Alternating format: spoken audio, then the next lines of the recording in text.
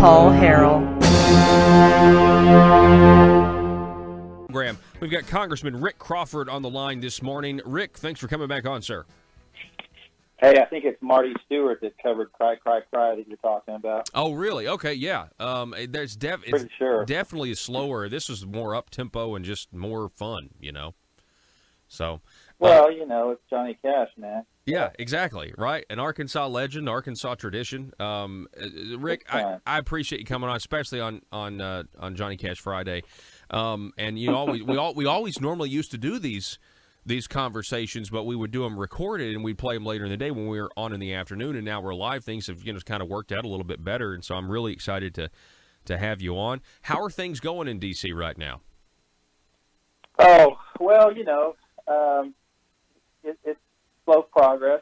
I think the really important thing to point to is the tax reform package and the tax cuts and how those are, you know, manifesting, you know, an improved economy right before our eyes. I know that people have been, you know, bringing home more money in their paycheck. It's going to take a little bit of, well, another year before we can actually file our taxes on this new code. So as we approach tax day, you know, we kind of got to manage expectations on what you'll expect in your return. But on a day-to-day basis, it's looking so much better as a result of these the tax reform. And the evidence of that is you can see companies all over the country that are putting more into their wage and compensation packages and investing in their employees, expanding their businesses, hiring new employees. So I think it's doing what it was designed to do. And there are economists that are expecting sustained 4% growth over the course of this year. And so I think it's something to be pleased with. And you know, it's easy to focus on, you know, the debates that are taking place right now with regard to immigration and things like that. And you see that has really not moved forward very effectively in the Senate. But, you know, let's try to, you know, find some good things to point out that where we've made some progress and are delivering some results. Yeah, and, you know, on the tax thing, you know, you don't file till next year, but you've got businesses that are going to start making quarterly payments, and those estimates are going to be different. And so that's going to be more money to hopefully invest or pay more employees or hire more people or that sort of thing. So that's really good. I want to ask you about Donald Trump's State of the Union speech. I thought it was really powerful. There were so many great moments in it. And then you mentioned immigration. When he got to the immigration point, he gave the Democrats, I mean, everything that they wanted. And I kind of feel like the Democrats have said they rejected it because they would rather still have a victim and oppressor so that they can maintain power. That's kind of my take on this. But what was your thought about the State of the Union address and this immigration proposal that he gave? Well, I think, you know, high marks on overall on you know, the substantive points in the State of the Union. I agree with you. I think that immigration is an issue because they want to make it an issue and keep it an issue. And I think that's a legitimate question. Why can't you take yes for an answer? I think the president was very clear in what he was willing to do. And at the same time, we have a responsibility to secure this nation. I'm okay with addressing DACA in the context of the points laid out by the president. I'm okay with that. And I've said that publicly. I've said it privately. I understand the concerns of young people who were brought here, you know, not knowing at all where they were being taken, and they end up here in the United States and find this it's the only place they've ever known. I get it. All right, that's fine. But it doesn't mean that we have to all of a sudden now circumvent the law. And it also doesn't mean that we should not provide security to the rest of the United States and American citizens. I mean, we have a responsibility to address the primary concern, and that is to secure this nation. And if we can't do that, then we'll be, you know, you issue some sort of a path forward for DACA designees, and we'll be back in this same situation in 5 years, you know, 10 years. We don't know how long it will take, but we'll be wrestling with this again, and we don't need to do that. Yeah. Well, I mean, we have historical precedent, you know, Ronald Reagan, you know, amnesty and then secure the border later, and we're right here in the problem. It's a real problem. So you definitely have to. They're shameless.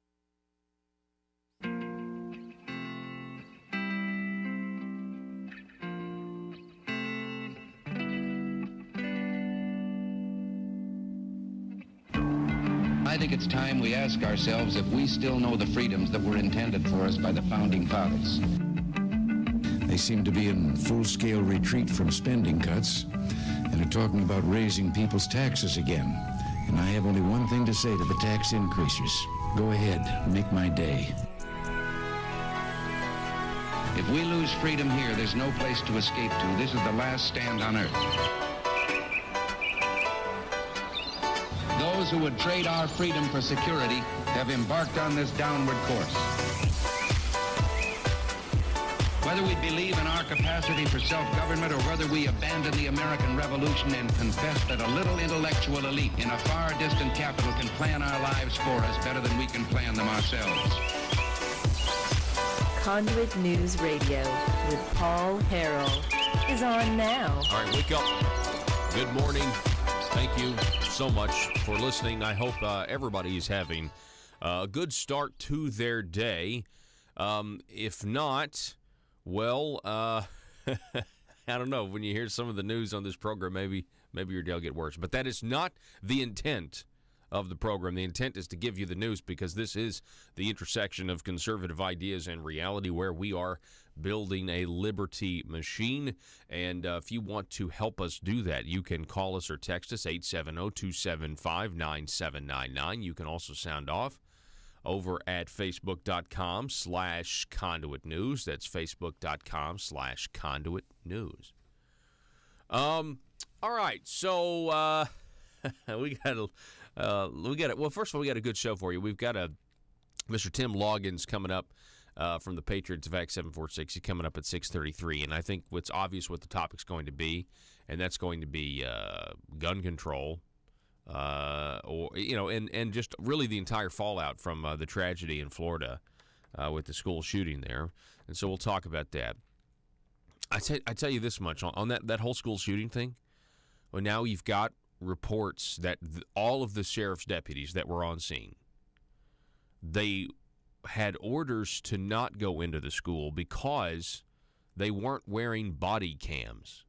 And so I don't know if it was a policy or I don't know if the order. What's unclear to me is that just a standing policy or did that order come down? Hey, you're not wearing body cams, don't go. I don't know, but regardless, it doesn't really matter. I mean, I guess it actually could matter, but it doesn't matter for the context of what I'm about to say, which is, I mean, the government wants to disarm you. Right? I mean, that's what they want, or the liberals want to disarm us, and they want us to put our fate in the hands of people who are trained with weapons. Put our fate in the people who are approved and sanctioned to have weapons to be our protectors. And essentially, I mean, when the government fails at doing that, I mean, what are the recourse do the people have? Because, the government's not going to fail. Well, I mean, it clearly would have failed here. I summarized this last night here. Hang on a second. So the fact that the sheriff's deputies or whatever didn't go in because they didn't have body cams, if that is in fact true, the chief reason why, this is an example of the chief reason why we can't let the government disarm us, so we have to rely on soldiers, essentially, who may get bad orders that enable our deaths.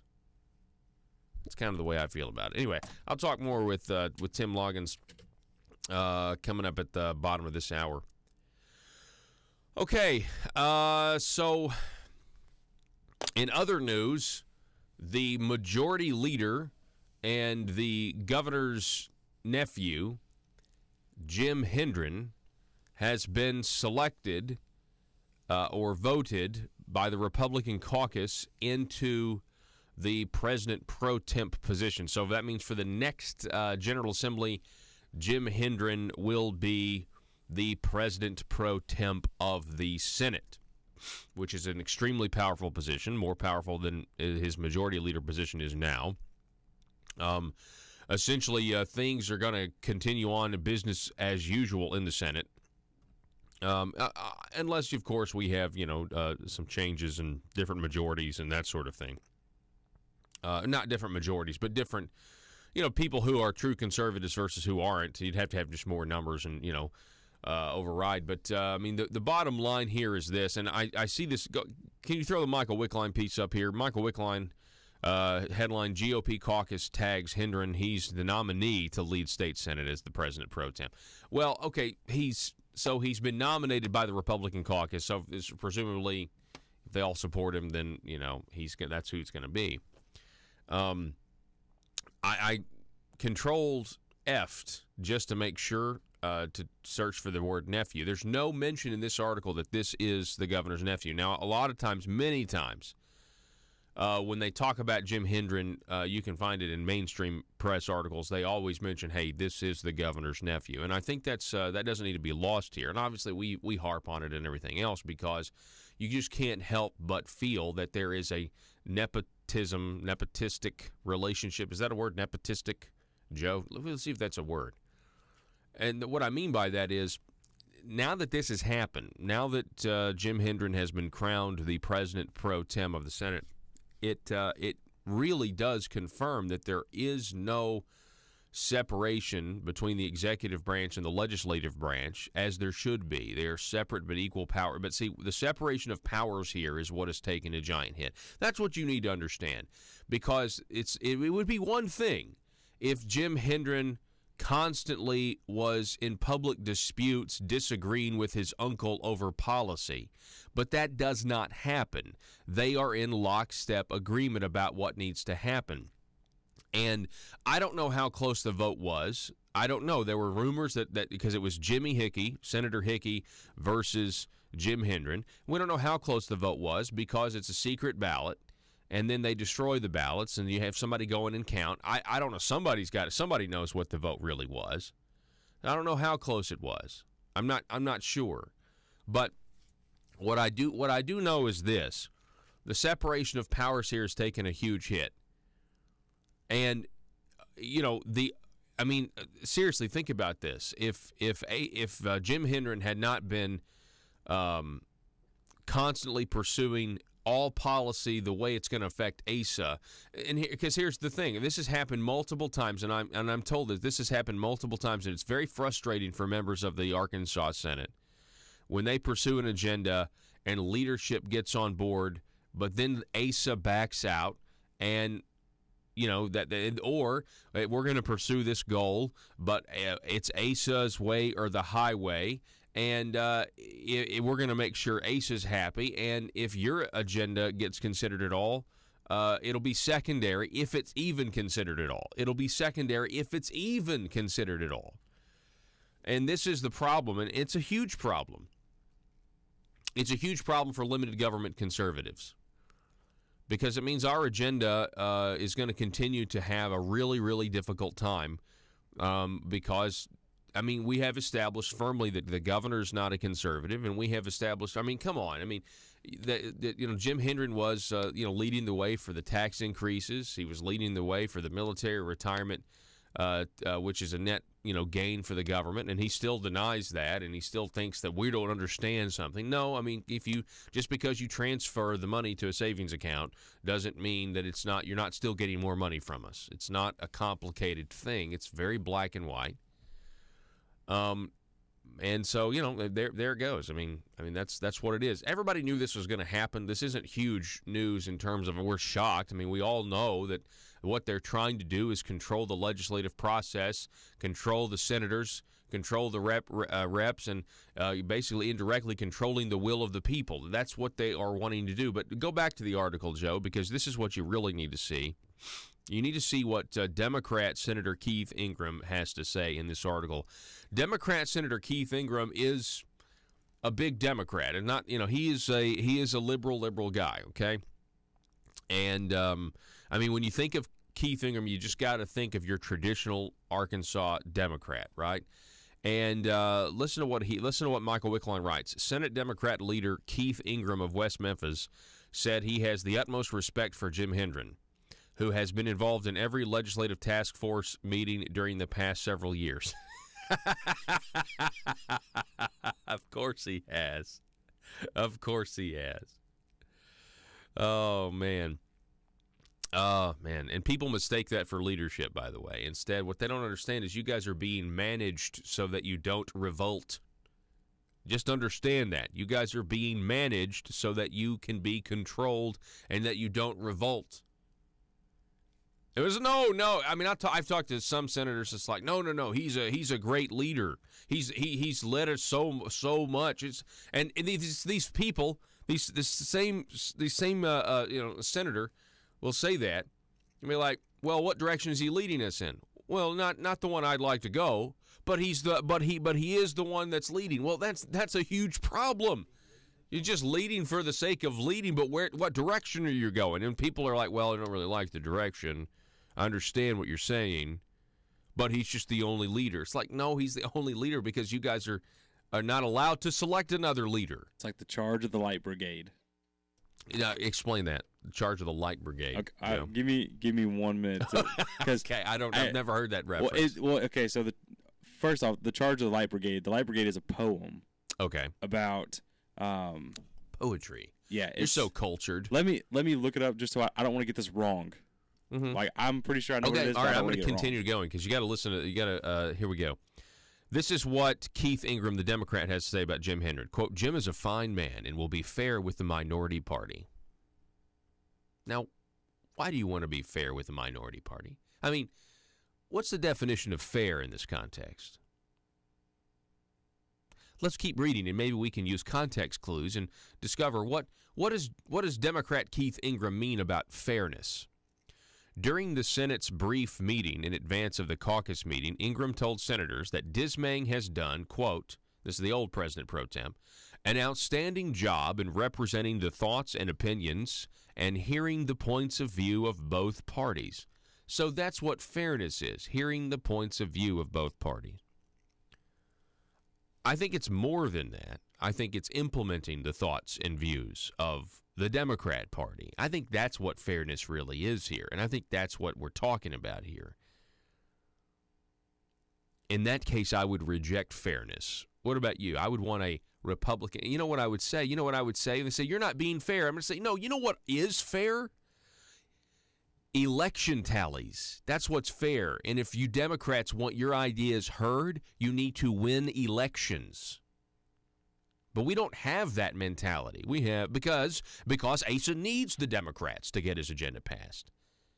He bypasses conservatives and uses the big government Republicans and his nephew and the Democrats. I mean, case in point was the line item veto scam where they convinced the Democrats to vote for a bill that was going to end Medicaid expansion, trusting in a Republican governor to line item veto it so that we would keep it in order to get past the 75%, 3/4 majority threshold that you have to spend money. Okay. Keep going. Sorry. And let's see. The Senate elects the president pro temp. Let's see. What else? Republican caucus. Yeah, so then Keith Ingram goes on to say, I think that's wrong, that it's the Republican caucus that selects the president pro temp every year. I think that we should all have a say in who our president pro temp is going to be. Well, I don't, because you're the Democrats, so you've lost. I think if we are true to our mission, that we try to work across party lines for what is best for the state of Arkansas, then how can it be possible that one group selects our leader without any input from another leader? This is now faux. This is now like faux opposition here. Again, win elections.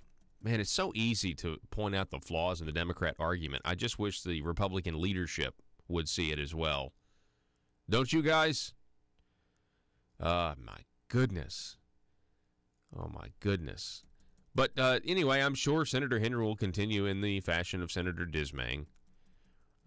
Honestly, Jim Hendren's put himself, if you're going to look at this from an objective standpoint, and this is just I was thinking about this last night, because I'm like, it's discouraging, but I mean, everybody knew this was going to happen anyway. I didn't really buy you could hear the behind-the-scenes argument, it's going to be close, it's going to be close. The only way, I mean, because of the nepotism angle here, the only way for Jim Hendren to ever claim his leadership tenure is a success would be to resist Asa, would be to have public spats with him, would be for Asa's agenda to diminish and the legislature's agenda to actually trump Asa. Like that, because then he could say, I have integrity because I am, he's my family member and I've disagreed with him. I mean, that's really the situation he's in. I mean, and he wants to run for governor. Jim Hendren wants to be the governor, right? And don't forget, he was transferred. He was transferred from the Missouri Air Guard into the Arkansas National Guard late last year in a ceremony that was closed to the press, but there was a photo tweeted out. We know what that happened. So I don't know. Maybe there's rising in the ranks to think about in the near future as well. Now that that's happened, Joe. Okay, the Light Brigade. What is this? So, Charge of the Light Brigade. The Charge of the Light Brigade. It's a poem about a light cavalry battle regiment for the British Army, and this particular light cavalry regiment was sent to. So it's like meaning like light as in light versus heavy, not light versus darkness. Yes, light versus heavy, or okay. Light heaviness. Yeah. Okay. Go ahead. So they were meant to go secure some guns that or some like long range artillery that they had secured from a previous battle, but there was a miscommunication in their orders. And regardless of what those orders were, they took them and they marched with them, regardless of what they were, despite the obvious outcome of some of the things when they get there. So when they got there to their designated location, it was clearly not the place they were supposed to be.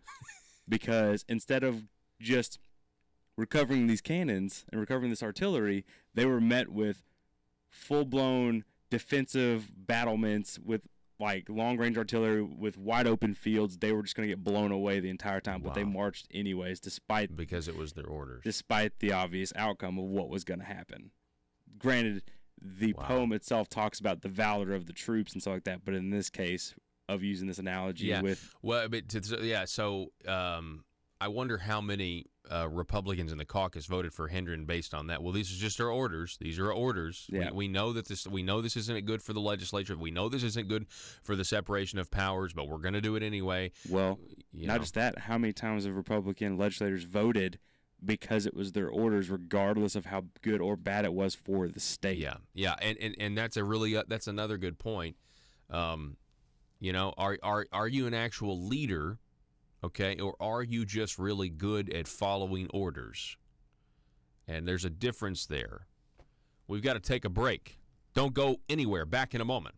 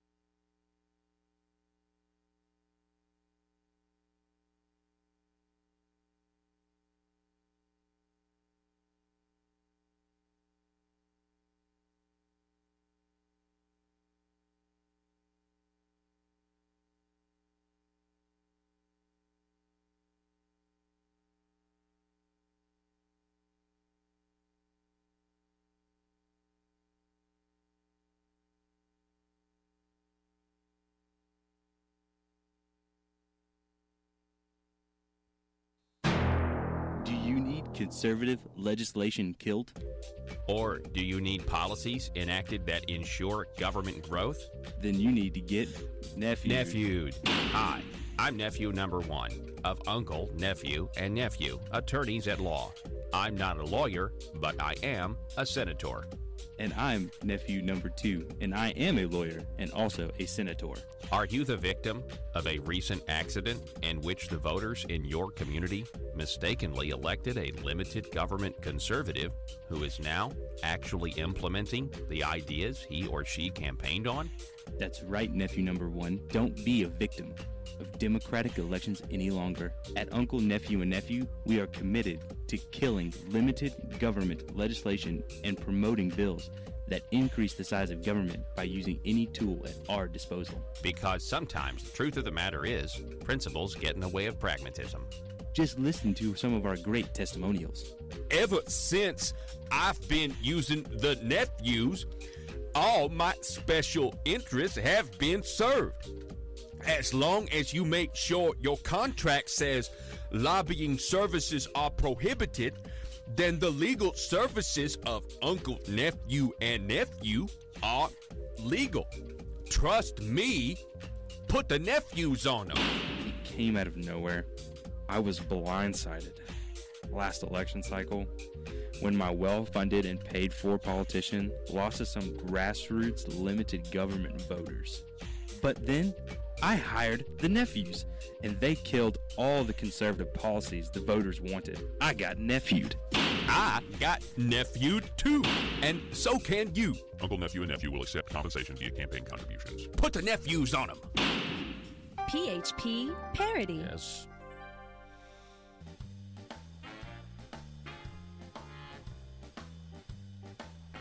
Exposing the truth and everything the Marble Palace establishment keep trying to cover up. It's Conduit News Radio with Paul Harrell. Yeah.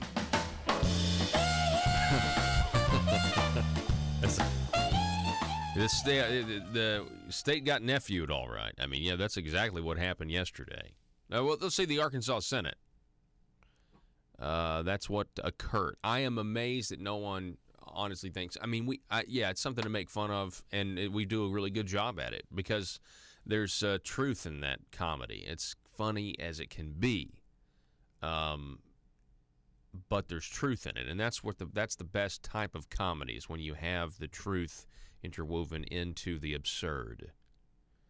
And I can, for one, cannot believe that the Arkansas Senate is comfortable with having their autonomy and their power diminished and absorbed into, essentially, with Jim Hendren, and I hope I am wrong, but with Jim Hendren as the president pro temp, the Arkansas Senate is now nothing more than an executive agency that answers to the governor.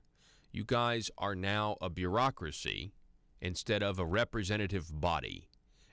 And that is probably, I mean, I would just say I think that's really, kind of sums up the whole thing.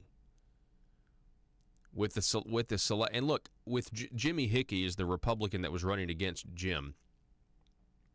And I don't think, I mean, I know for a fact that I would disagree with, some of Senator Hickey's voting records, but I do know this. I mean, the reason he was chosen is because he's at least going to respect the body as a representative, separate and equal part of the government, and not just somebody that always caters to the governor and what he wants. The Arkansas Senate has now become a bureaucracy that just answers to the governor. It has now become a state agency when you have Senator Jim Hendren, who now has a very long, extensive record of if there is something to, if it's an issue and the governor doesn't like it, Senator Hendren jumps out in front of the parade, and that's apparently called leadership to some, but I don't think so. And he steers the results to what the governor wants, and then they'll call it conservative when in fact it's not. Okay? And they'll use any tactic that there is to get what they want. Anything to get what they want. And so what we have here is more of the same, and that's okay. When you have, we as limited government conservatives, we still have plenty of messages to send and plenty of elections to win and everything else.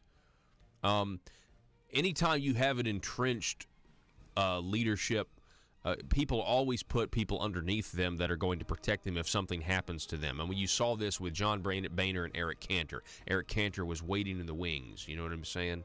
Like he was right there.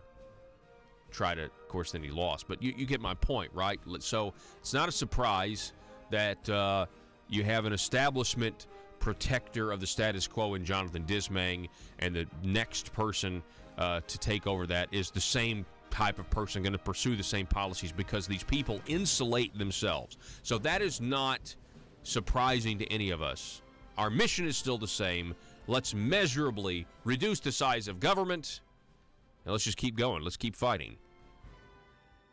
About that, I mean, Dianne Feinstein, if you remember the meeting that she and some of the Democrats were in attendance with the president, and they specifically talked about this. And she said, well, Mr. President, why can't we go on ahead and give legal status to the DACA recipient, and then we'll talk about securing the border later. We'll talk about securing the border later. I mean, that is absolutely shameless.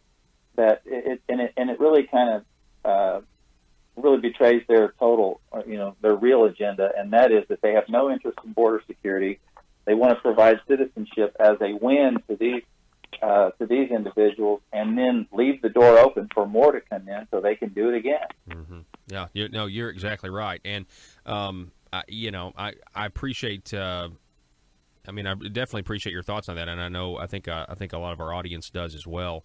There was a ton of issues raised in that State of the Union, and of course now we are.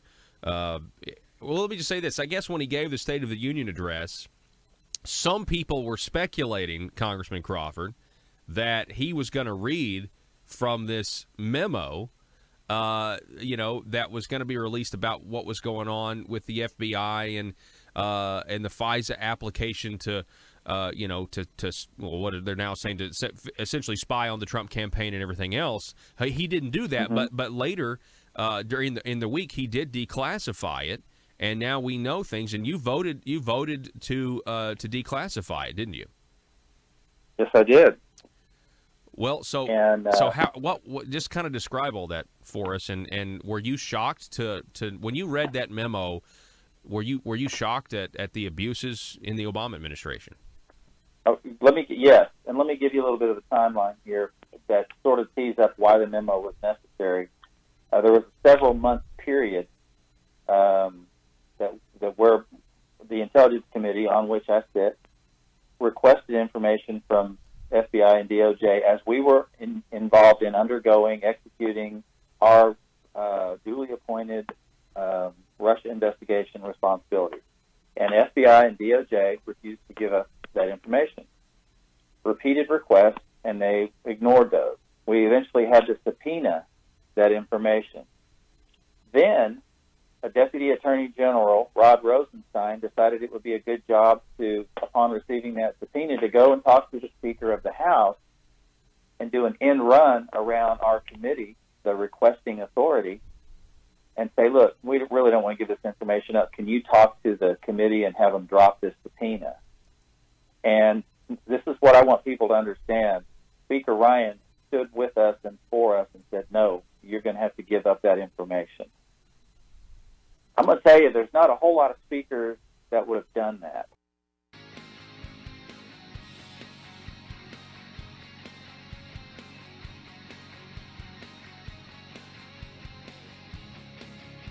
The intersection of conservative ideas and reality. Conduit News Radio with Paul Harrell. I hadn't thought about this, but the governor's nephew being put into power, the president pro temp, essentially eliminating the separation of powers. Arkansas Senate is now just a state agency under the governor with this decision yesterday. But if Jan Morgan wins, Jim Hendren will be in place to try to stop her agenda. You know what I'm saying? Oh, yeah, that's a good point. Yeah, the Arkansas Senate is just now a permanent task farce. Yeah, and he's the head of the Senate task force. Like the whole Arkansas Senate now is just one big task force. He's been on all the other task forces. Now they're just and all those task forces were little mini agencies of legislators that answered directly to the governor. Jim is made head of them so that he can manage the results and get predetermined outcomes and act like it's a very Soviet way of operating. It's not representative government. Now they're going to hate that word. Okay, they're going to hate that word. But Joe, for a future segment or future things, will you just look up the definition of the word Soviet, meaning as in Soviet Union? But if you look up how they do their committees, it was all a farce. It was all a show. Okay, and anyway, so if you're just joining us, the governor's nephew has been made the president pro temp of the Senate for the next time. And again, blurring the separation of powers. It's a tragedy. I mean, it really is. But anyway, I hear the vote was close, but we're not ever going to know what the vote was. It's closed ballot. They destroy or it's an anonymous ballot. Then they're going to destroy the ballots and that sort of thing. Okay. Folks, this part of the program is brought to you by the great Patriots of Act 746. They are on a mission to educate you about your Second Amendment rights, your constitutional human rights here in the state of Arkansas, as well as an act, a law called Act 746 that decriminalized the possession of a weapon here in the state of Arkansas and essentially gave us constitutional carry, something that the governor will not admit. Well, I mean, there's carefully crafted language involved, but he doesn't even know what the definition of constitutional carry is because he wants to protect the funding and the tax in order to sell your right back to you. He wants to protect the whole licensing scheme that's going on here in Arkansas. Anyway, check them out on Facebook. They're Patriots of Act 746. It's a closed group, so you've got to ask to become a member. But if you want to know more, you want to get plugged in, they're a group of 12,000 strong patriots right here in the state of Arkansas. Joining us more to talk about this, we've got Mr. Tim Loggins on the program. Tim, welcome back, sir. Thank you very much, Paul. Good morning. Good morning to you. Now, Tim, I wanted to have you on this morning because I wanted to talk about the Florida shooting and everything, with the fallout of this. And I hate the tragedy. It's awful. It's a terrible thing. And we can talk about the culture. You feel free to take it where you want to take it. But as soon as it happened, and this is, I know people on the left say, we've got to do this all over again. But that's what I think. As a conservative, anytime it happens, I'm like, oh, great. We've got 2 to 3 weeks of the exact same arguments on both sides to be heard here, and we're going to do this dog and pony show all over again. And it's just really, really frustrating that they want to take our guns away. Tim, what do you think? Well, first of all, my prayers go out to the folks down in Parkland, Florida. As a parent, I cannot imagine living through this. So my heart goes out to them in my prayers. The first thing that I really took from this, Paul, is the knee-jerk reaction that we're going to blame a gun, and we're going to blame the NRA, and we're not blaming the individual that did the shooting. And then as we get more and more information, we find out that state, local, and federal government failed at least 42 times to prevent this. They were told on 4 separate occasions he was going to be a school shooter. The police went 39 times to his house. FBI received 2 tips saying that he was going to shoot a school up, and they failed to act on it. The county was notified he was going to be a school shooter, and they failed to act on it. Now we hear that at least 4 deputies didn't go in for 4 minutes, but we're blaming the guns. Mm-hmm. That's not rational. Mm-hmm. That's not a rational conversation. And as much as my heart breaks for those folks down there, we need to be having a real conversation about school safety. And it's not about the guns. As a matter of fact, it might be about guns because it's a gun-free zone. And that's the conversation we should be having. Yeah, I mean, it really is about, we got that community, Clarksville, they armed their teachers here in Arkansas, and it was left up to them to do it. And, there were some people that were saying, it's going to be the Wild Wild West. Well, I mean, we haven't heard that, haven't heard anything. Everything's fine. I'm afraid it's like most things the progressives want to talk about. It's a talking point with them. Their goal is complete gun confiscation. That's really their goal. Mm-hmm. You talk about moms demand action. They got common sense gun control. Well, there is no common sense gun control. Okay, we had gun control twice in the 1930s. We had it again in 1968. We had it in the 1980s. We had it twice in the 1990s. And guess what? We haven't lowered gun violence in this country, not one single bit, with those common sense gun control measures. Mm-hmm. All we've done is limited access to weapons on law-abiding citizens. So we really need to be having a different conversation. Are our children, are they worth protecting? That's the conversation we should be having. And then how do we do it? How do we go about protecting them and making it more difficult for crazy, evil people to harm our children? That's the conversation we need to be having. It's not the gun. Yeah. No, you're exactly right. I agree. What does it say about, you mentioned 42 times, and what does all that include? That includes the amount of times that they were reported, or this crazy man was reported to authorities and they did nothing, not to mention you have the FBI tip. You had 2 FBI tips. One, I believe, was in 2016. The other one was in January of 2018. That's just a short month before he actually did the crimes. And they failed to respond to it. Broward County Sheriff's Office went to his house 39 times on different calls. They were told at least once he was going to be a school shooter, and they failed to respond.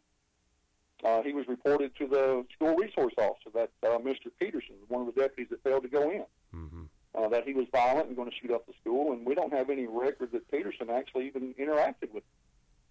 And I mean, we have failure after failure after failure of government, but then we're told, let's give up our guns and let the government protect us. That makes no sense. That's insane. I completely agree. And eventually, and I sent this to you in a text. Let's see, this we were talking about, you doing the show today. And, we talked about that story. It was up in the Daily Wire. That's Ben Shapiro's website, about how the 4 deputies essentially were told they couldn't go in the building, which that makes absolutely no sense. Why couldn't they go in the building? Because they don't have body cams. And I don't know why that's the situation. But that is the chief reason why we can't let the government disarm us. So we have to rely on soldiers who may get bad orders that enable our death. I mean, that's the whole purpose, is I don't want to rely on the government for my protection. I would rather be able to protect myself. You obviously you agree with that, I know. Well, yeah, Paul, I carry a pistol because I'm too old now to carry a cop on my back. And it's not feasible for the police to protect each and every one of us. It's just not feasible. We have 3 million people in Arkansas. To do that, we'd have to have at least 3 million police officers. I'm responsible for my protection. And that's the way it should be, and that's the way it really is. And somehow saying, let's give up our guns, law-abiding citizens, and oh, by the way, criminals are going to respect that, that's just, that's a non-starter. It doesn't work. Yeah. All right, well, we're talking with Tim Loggins. He's from Patriots of Act 746. I know they're talking about actually trying to raise the legal age of, what it takes to buy a long rifle. I mean, that's not going to solve this problem. I mean, come on. I mean, what are we doing, And are we really just going to jump and we're going to do something that's not going to affect the problem just to appease the liberals that are demanding that we do something as far as gun control? That seems to me what might happen. I don't think it's going to get through Congress, but, I mean, you have, talking about banning bump stocks and things like that. Those are just ideas that are not going to fix this problem at all. It has nothing to do with the problem. It's completely separate from the problem. Paul, we even had one of our representatives, French Hill, posting on Facebook last night how proud he was to meet with moms demand action. I think it's a knee-jerk reaction from politicians. We have to do something. Unfortunately, when we say we have to do something, that really means we're not going to do anything that actually matters. They want to be seen as doing something. But what we really need to do is focus on what is the problem, and let's get some real answers to the problem. We guard our banks with armed guards. We guard our money with armed guards. We guard our politicians with armed security. Yet we fail to protect our kids with weapons. Yeah. And the only thing that's going to stop a school shooting, Paul, is a gun. Let's arm the teachers. Yeah. Let's do away with the gun-free zones. I mean, if I get within 1,000 feet of a school and I'm armed, technically I'm violating the law and I'm a felon. Yeah. Oh, and here's another angle on that. No, yeah, we've got to raise the age of, buying a gun from 18 to 21 because you can't handle it. You can't handle it. I say, okay, all right, they just can't handle that responsibility. Well, I mean, what's a bigger danger? And nobody's really making this argument. Is it a bigger danger for an 18-year-old to own a gun, or is it a bigger danger for an 18-year-old to vote? I mean, I would say as far as my freedoms are concerned, it's a bigger danger for these 18-year-olds to vote. I look back at how I thought when I was 18. I had no business voting for anybody. I had no business voting for anyone. So, anyway, what do you think about that?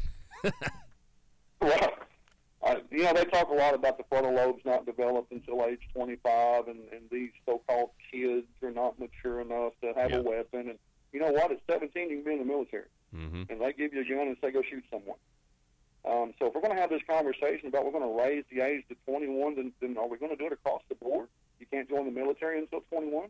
You can't buy a house or a car until 21.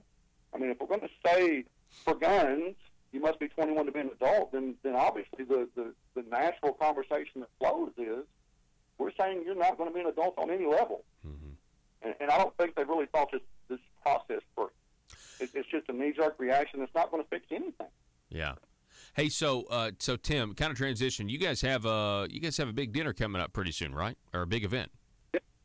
Yes, sir. We got a dinner with Jan Morgan, Patriots of Act 746, the Northeast Arkansas chapter. We're sponsoring dinner with Jan at the Christopher Court building in Pocahontas. That'll be on March 16th from 6 to 8.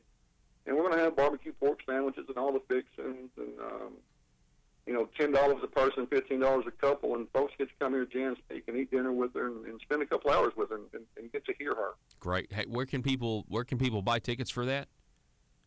Contact Don Blanchett at 870-215-3726. Don's heading up this operation, doing a great job on it, trying to do all the logistics, and he'll be able to direct you to where to get the tickets at. I know tickets will be available at the door, but, we got a fire code rating on that building of so many people, so to make sure you can get in, you need to go ahead and purchase your tickets early. And that's in Pocahontas, right? Yes, sir. Okay. That'll be in Pocahontas. Okay, give Don Blanchett's number again. I know Don. The man is a patriot. He's a really good man, and I'm glad he's heading this up. What's his number again if you want to come to this Jan Morgan dinner in Pocahontas? 870-215-3726. All right, there you go. You heard it, folks. Hey, Tim, I appreciate you coming on the program and getting up early with us. Hey, Paul, this is an important issue. I appreciate the opportunity. We need to quit having these knee-jerk reactions and let's actually solve problems instead of just letting the progressives steer the conversation. I agree. I completely agree. Well, be safe, okay? We'll do it again soon. Thank you, sir. All right, folks, we got to take a break. Don't go anywhere. When we come back, we're going to talk about a familiar name that has injected themselves into the Senate District 16 race. And it's, just stay tuned. Now, I'll tell you who that is next.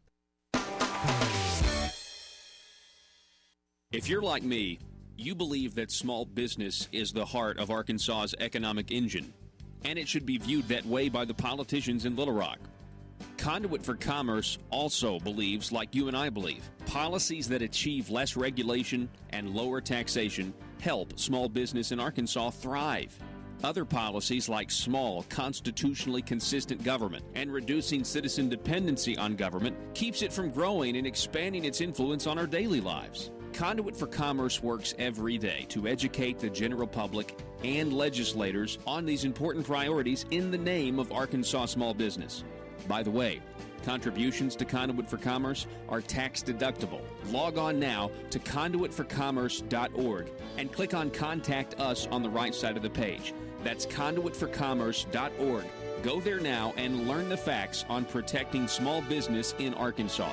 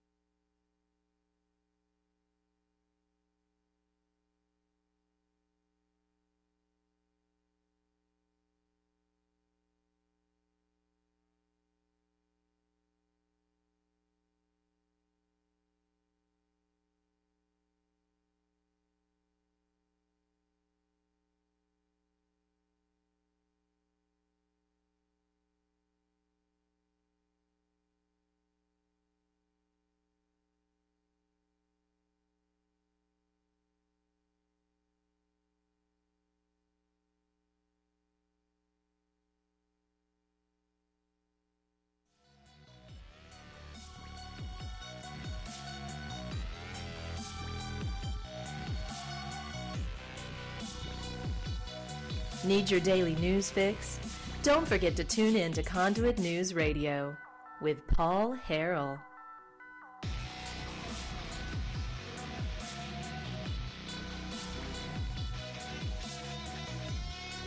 Yep. All right, welcome back. Good morning to you. So we have, obviously, we've been focusing a ton a ton on Senate District 16 special election because there's a lot at stake here. What is at stake? I mean, the people's liberty versus Asa Hutchinson. That's what it's about. It's about all of the big lobbyists that are supporting Breanne Davis, Asa Hutchinson's candidate, from Little Rock. I mean, the chosen candidate. And she is supportive of a $2 billion windfall to Blue Cross Blue Shield. Hey, is anybody out there across the state, not just in District 16, which is in Russellville, but across the state, people can't afford their Blue Cross Blue Shield premiums? I mean, it's a very, very expensive. Well, she supports taxpayer dollars going to Blue Cross Blue Shield. It's like, how much money is enough for these people? Anyway, throw up this post real quick. Yeah, throw up that one first. This is interesting. I saw this. This is from Breanne Davis and the campaign. We invite you to join us for a campaign runoff fundraising support for Breanne Davis, February 28th. So that is today, 6 to 8 p.m. at the Russellville Depot. And the featuring guest of honor, Arkansas Governor Asa Hutchinson. And that is all you need to know. It says it all right there. Okay, Asa wants Breanne Davis to win, and the governor, because Breanne will support his agenda of higher gas taxes, an internet sales tax, and continuing a $2 billion a year windfall for Blue Cross Blue Shield. That's what this is about. Okay, so let's go ahead and take that down, and I want to remind you of who else Asa Hutchinson has supported, and we have the fundraising invitations to prove it. This is an old fundraising invitation where Asa Hutchinson threw Senator John Woods, who is now indicted, Senator John Woods, a fundraiser. This was back before John had decided that, the conversations with the FBI were going to keep him from running for office. And so we have it right here. You are cordially invited. Senator John Woods, with special guest Asa Hutchinson, Tuesday, October 20th. Do you see any similarities between these two invitations? Special guest of honor for Breanne Davis, Asa Hutchinson. Special guest of honor for John Woods, now indicted in the corruption. You see, I'm trying to tell you something, that when you look at Michael Lamoureux and you look at the Little Rock funding monolith, that this is the heart of corruption here, folks. We are dealing with the heart of corruption. And it's a huge race, because this is the people versus the establishment. And Bob Bailey, the candidate in District 16, who is for your Second Amendment rights, and he is for governing based on principles, not voting just how he's told. And it's obviously, this race is huge. And so you guys have got to get engaged. You've got to get out and vote, because the governor is in the establishment. They want to win this race. They want to put to rest the idea that there is a legitimate resistance to Asa Hutchinson's policies in this state. They want to end that concept and end that idea.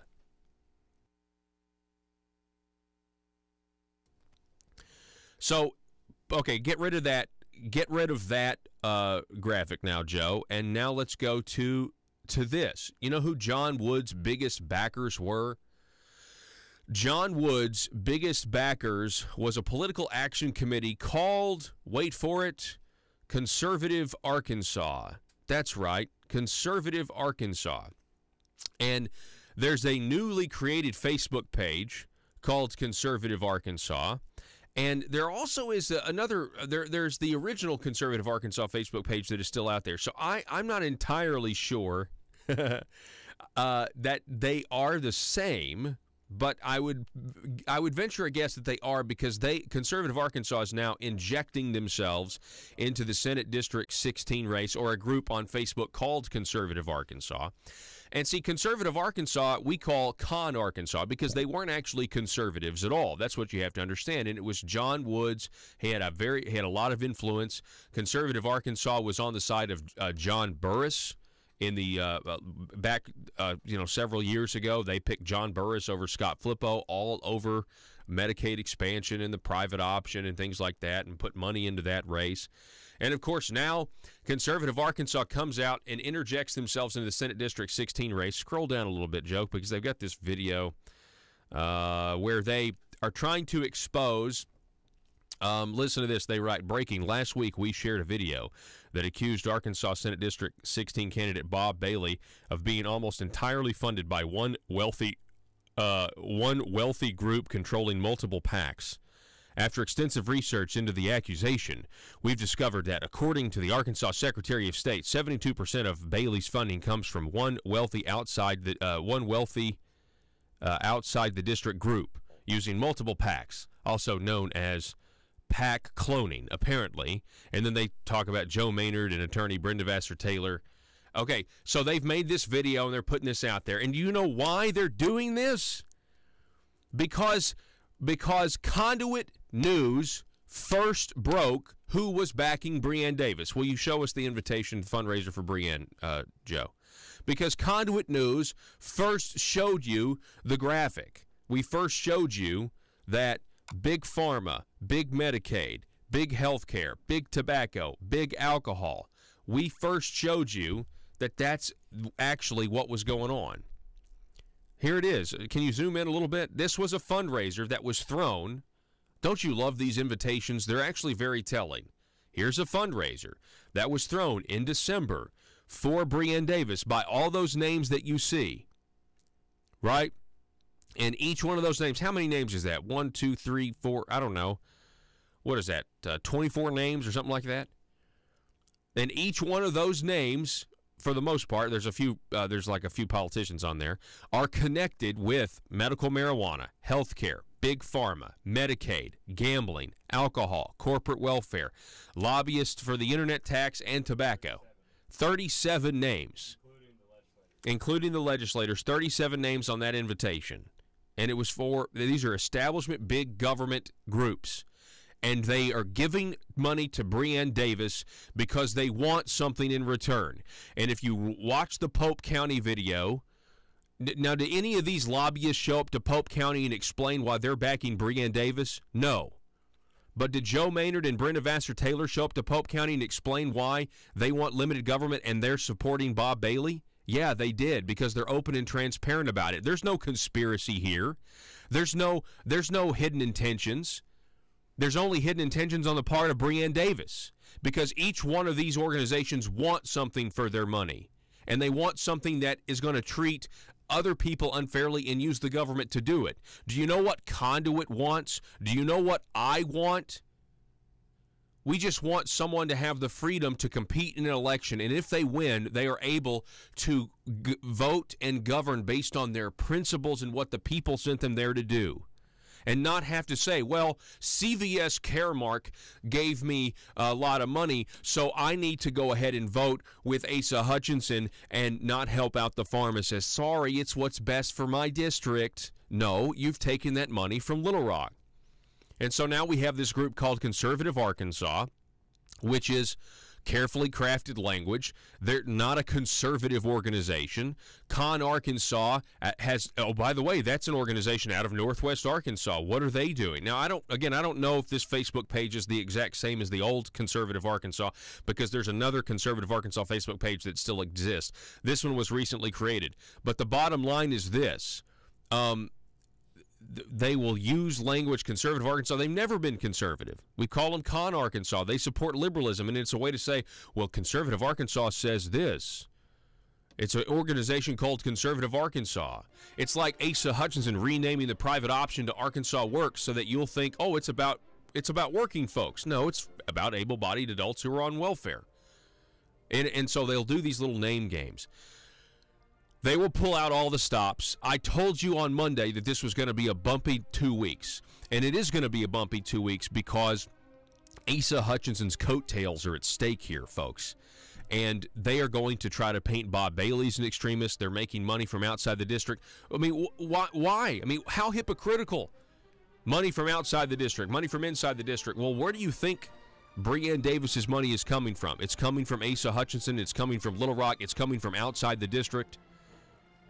Folks, liberty, to secure liberty for everybody is a very difficult thing, because we've got these lobbyists that only want, and with these industries that want to use the government to secure more stuff for themselves, and that's what we're fighting. It's an uphill battle.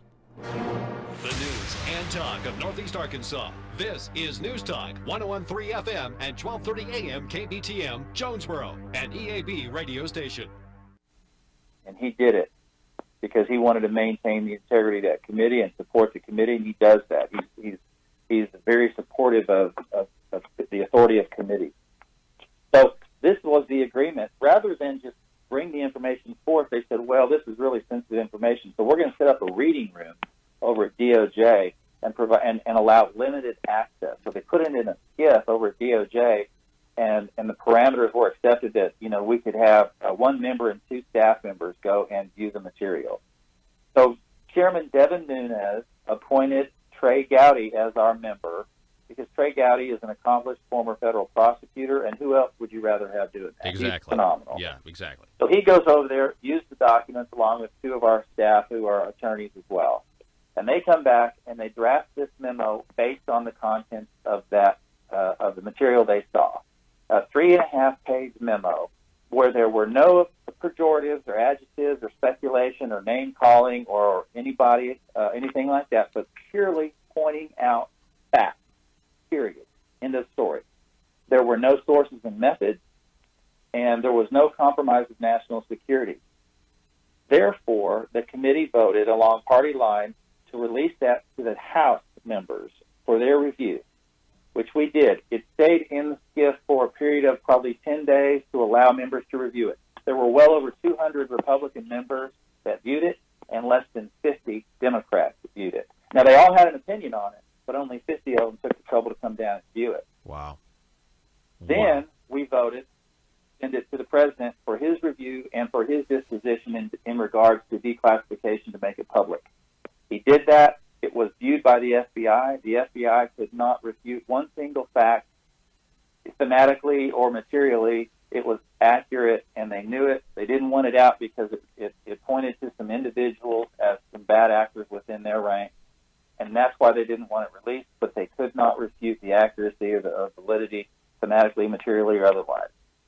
So that's why it was released, and that was the process we followed. Now, contrast that with the Democrats, who say, well, we want to put our material out. Well, there was nothing to stop them or prevent them from doing a memo either. They had the same access as we did, as I described it before. So what they came out with was a 10-page memo with 38 footnotes filled with pejorative and adjectives and name-calling and calling out people like Trey Gowdy, Devin Nunes, and President Trump. It was nothing more than a hit job pushing back against our fact-based memo, and deliberately written to include sources and methods, knowing that we would go through the same process to allow members to view it. Again, same process, and guess how many Democrats came and read it? Probably about the same number. Far more Republicans came down to read that memo as well. So the Democrats aren't really interested in reading what they're talking about. They just want to spout off opinions about it. So then we voted unanimously, the Republicans included, to release their memo to the membership. And then we voted, as Republicans and Democrats, all of us voted yes to release it to the president. Now, here's where things, get political. The memo was written politically. The memo was written for effect. The memo was deliberately included sources and methods, knowing that if it goes to the president for the same declassification as ours received, that he would have to redact it in order to declassify it.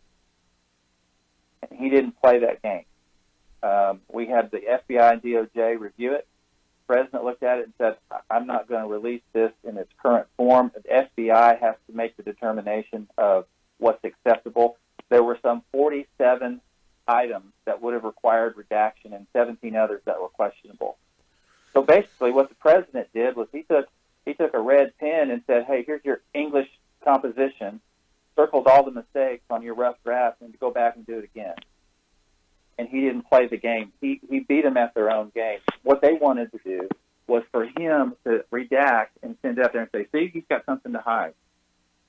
That's what this whole memo on their part was about trying to set up the president to be someone who, and use that as an argument to buttress their, as evidence to buttress their argument for obstruction of justice.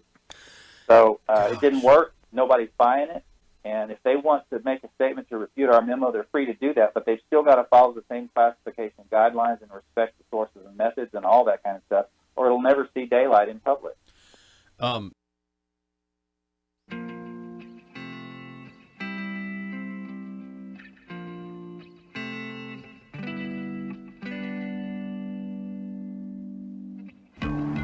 I think it's time we ask ourselves if we still know the freedoms that were intended for us by the Founding Fathers. They seem to be in full-scale retreat from spending cuts and are talking about raising people's taxes again. And I have only one thing to say to the tax increasers. Go ahead, make my day. If we lose freedom here, there's no place to escape to. This is the last stand on earth. Those who would trade our freedom for security have embarked on this downward course. Whether we believe in our capacity for self-government or whether we abandon the American Revolution and confess that a little intellectual elite in a far distant capital can plan our lives for us better than we can plan them ourselves. Conduit News Radio with Paul Harrell is on now. All right, ladies and gentlemen, welcome to the program. Thank you so much for being with us. We are here at the intersection of conservative ideas and reality, and we're building a liberty machine. Folks, if you want to contribute to that, feel free. You can do that by calling us, 870-275-9799. You can also text that number, or you can sound off over at facebook.com/Conduit News. That's facebook.com/Conduit News. Now, if you are watching us, then you're probably noticing we've got some guests in the studio here. So I am joined now in studio. We have Chris Miranda. Now that's me. That's you, Yes. Chris. Okay, Christopher Miranda, and then David Gordy. Yes. Correct. Yes, okay. sir. All right. So guys, you guys are veterans. Yes. Okay.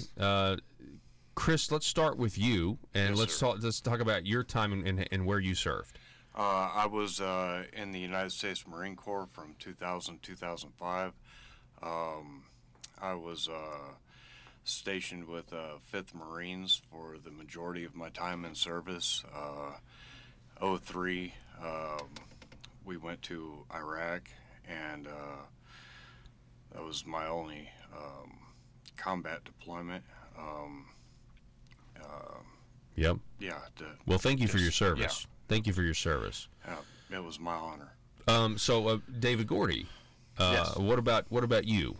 Tell us about your service. And I served in U.S. Army Infantry. I joined in August 28th, 2001. And a week and a half later, my life changed forever. I joined kind of thinking that I was just going to run around, and I was 17. I thought I was going to run around, shoot some guns, get some money for college, and that changed. And then January of 2004, I deployed to Iraq and came home in February of 2005. Okay. Wow. Well, thank you for your service. So that's a 13 months tour for you in Iraq. Okay. All right. So you guys, I was put in contact with you because of State Representative Dan Sullivan. He kind of connected us because you reached out to him after the Florida shooting. And correct me if I'm wrong here, but you guys actually think that veterans such as yourself could really help secure our schools and make our kids safe, right? Absolutely. I actually contacted Dan because I was watching the families talk, especially Andrew Polak, when he talked about his daughter being in the graveyard and him having to go to the graveyard to visit his daughter. It really hit me because I'm a father of 6 children, and the thought of having to go to a graveyard to see one of my kids is just unfathomable. Yeah. And I thought, since 1994, this has been a problem in the United States. Columbine happened. We made schools a gun-free zone, and it hasn't fixed the problem.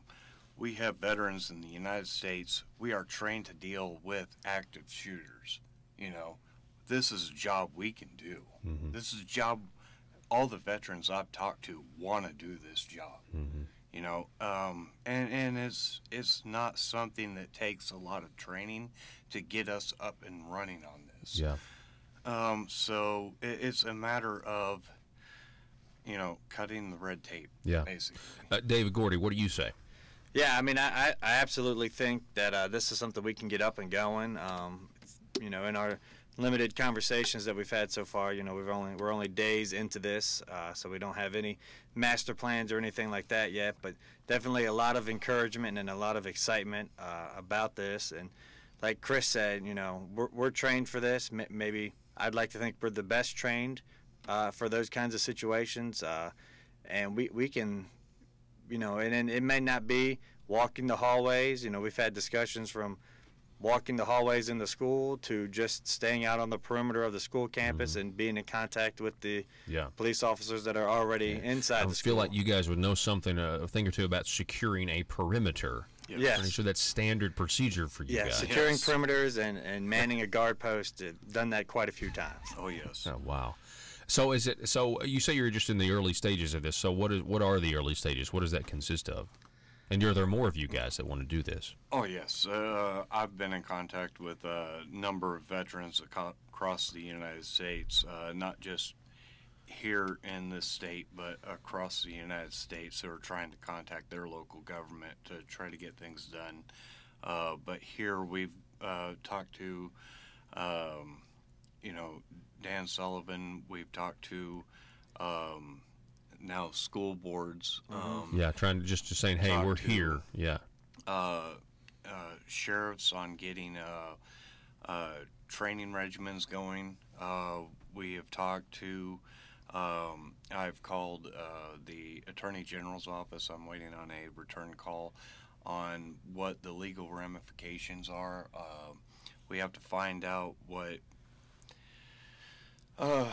there's a lot of things that you have to go through. With there's going to have to be changes made to give you guys the authority to do this. Right. There's a lot that has to go through. Like you know, Gordy was saying, there's a lot of things that we're in the beginning stages, and you know, it is a great idea. We just have to find out what the legal ramifications are and what we have to do to get it put in place. So this is what I'm reminded of right now is I have on my wife's side, she's got some cousins who were both in the service, different services, but you know, the hurricane down in Houston, right? I mean, and just like the Cajun Navy or in all the America, you know, just mobilized. Do you have a boat? Do you have a boat? Yeah, I've got a boat. And they go down there and they fix the problem. I mean, as best they can. Okay, and they show all of this. They use a lot of former military guys using their expertise to go and help and save people. Right. And I guess I feel like that's exactly what we have. A tragedy. We have something that's going on. Florida, and we have these school shootings, and you guys are saying once again, the kind of the heart of America again rising up, saying, "Hey, listen, we can help," and I just appreciate you guys for even stepping forward and contacting the program. I really do. Yeah, I think you know, for me, I was talking to my wife yesterday, and for me, and this is my opinion, we put too much on the government. We expect the government to take care of all the issues, and they have the ideas. And my opinion, again, that's how we ended up in the situation we're in today, where politicians are running wild, taking money from all the lobbyists and writing legislation that makes no sense at all. And we've allowed them to do it because we're like, oh, well, they got our best interest at heart. They'll do the right thing. And they're not. But, you know, it's time to take some of that responsibility back. These are our children in these schools. And these are the things that we can take care of, you know. I'm going to leave the education part to the school. I'm not going to try to get involved in any of that. That's not my expertise. But if I can help secure and take that off of their plate where they can focus more on, you know, teaching my children and you know, where they're not worried about teaching and mentoring and counseling and securing and all of that other stuff, if I can take something off their plate, I'm going to do whatever I can. Now, David, you're actually the head of a PTSD organization. Yes. Is that correct? Yeah, PTSD Foundation of America, Arkansas chapter, yeah. Okay. Tell us about that, and what can people do, you know, if there are veterans listening or if people who are not veterans want to help that organization? Yeah. So back in 2015, my partner Gary Miranda and myself, we met each other on Twitter through Arkansas State football. His Twitter handle was Red Wolf Marine, and I was like, well, of course, only a Marine's going to have that. So I reached out and I said, hey, man, I'm not from the area. Did you deploy? And he said, yeah. So we connected over that. And then after a while, a couple of years, finally made a phone call and said, man, I'm really struggling. We need to do something, get together. And from there, the conversation went to, we can't be the only people here in Jonesboro that need something. So let's try to find a way to create something. We did, of course, Google search, PTSD support groups, and we found the PTSD Foundation of America online. And I emailed them and asked them about their warrior groups, and they emailed back. Basically what I did, I asked, how do you run your groups, because we want to start something. And they said, well, we can't tell you how to run groups, but if you come down here for 30 days, we'll teach you our program, get you certified so you could take it back to Arkansas and do it there. My wife was pregnant. We went down for 2 weeks, not 30 days, and we've been running groups ever since. And, it's peer support. We talk about issues. We don't talk about politics or weather or sports or any other nonsense. It's not a social hour. But, we have a website, ptsdusa.org, and you can find out all the information there. You can donate through the website, and you can actually donate straight to the Arkansas chapter on there as well. And if you're a veteran listening and you need some help, my phone number is 870-273-2838. You can give me a call, and I'll come to you with, I'll get Gary or one of our other mentors, and I'll come and we'll talk with, about whatever you need to talk about. Yeah. Well, I really commend you guys, and I appreciate your service so much. And I hope that, this gets the conversation going, and we can, just keep me posted, and let's continue to talk about, the idea of how we can utilize you guys who are skilled and trained, and in this case, protecting our kids. I think it's the logical step. I mean, if you look at Israel, they're very, they're on the precipice of violence, all the time, and it's like, well, they didn't disarm their citizens. They, so we need to use that as an example. That's just common sense, really.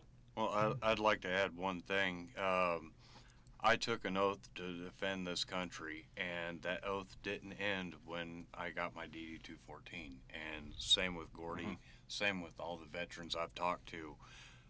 We took an oath that we'll take to our grave, and we still defend this country, the people in this country.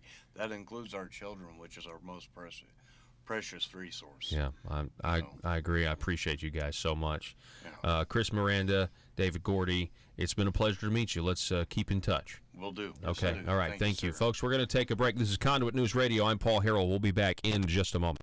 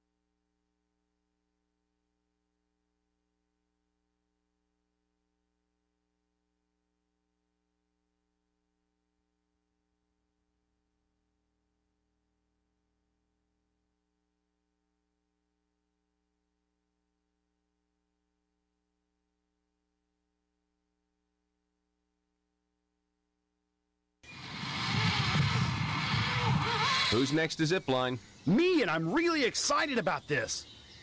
Sir, I'm sorry. The Zipline has a 350-pound weight limit, and frankly, I do not think it would be safe for you. Oh, that's okay. I self-identify as 180 pounds, so it's cool. Sir, that doesn't make any sense to me, and I'm afraid we can't let you ride the Zipline. You're too heavy. I'm sorry. I can't believe this. I thought we had evolved as a society. I thought this was America, but I guess this is just my plight. First slavery, and now fat shaming. Sir, again, I'm really sorry. You listen to me. If you don't let me ride, not only will I sue this company for discrimination, I will sue you for damages because right now my feelings are so hurt and I feel embarrassed because I'm holding up the line. Wouldn't be the first time. Watch it, mister. Look, okay, I'm sorry. I just don't think it would be safe for you. You don't understand. I self-identify as skinny. So you have to let me ride the zip line. The Constitution says so. I get to define my own reality. Oh, you know what? Okay, fine. Whatever. Ride the zip line. Mike, let this man ride the zip line. Thank you. Now watch as my self-identity trumps your bigotry. See you on the other side, racist. Here I go!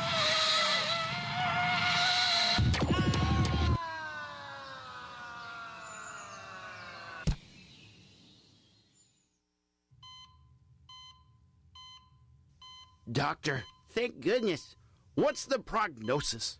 Sir, we've done everything we can, and you only have seconds to live. No, you cannot say that. I do not self-identify as a dead person. PHP Parody.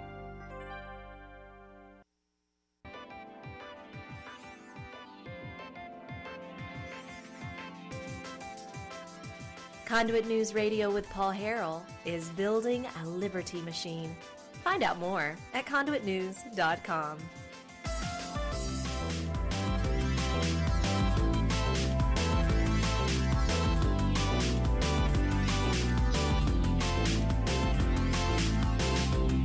Our Facebook, after interviewing those two fine, courageous men, Mr. Miranda and Mr. Gordy, our Facebook feed, some people are saying things like that it's the local school boards that are actually standing in the way in some cases, and that's the thing. It's going to be a local issue here. I mean, one of the best answers I think Jan Morgan has given in her multiple interviews, where people are asking her, "What do you think about the school shootings?" And she says, "Well, I think it's a local decision. I don't think Little Rock needs to get involved and tell people, what they should do in their own schools, own local communities, or the government should get involved, and it should be a decision that's left up to the local entities." And so if you think what you heard was a good idea, which I mean, I don't see why not. I don't see why you wouldn't put trained professionals, to protect your kids and coordinate. I mean, this is it's really a call to get involved, just like everything else.